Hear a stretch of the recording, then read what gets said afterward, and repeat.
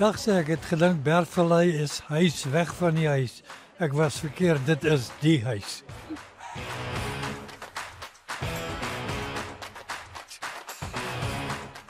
Daar is nie nog 'n oord waar daar soveel liefde tussen die mense is. Almal is hier familie en die mense is vriendelik.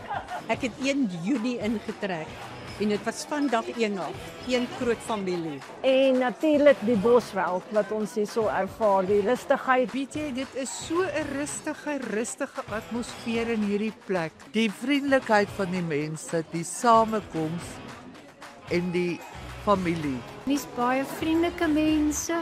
Hulle is altyd gewillig om te help. Ek is so gelukkig soos King George. Die grootste ding is die ondersteuning wat 'n mens kry as iets verkeerd gaan in jou plekkie of wat ook al.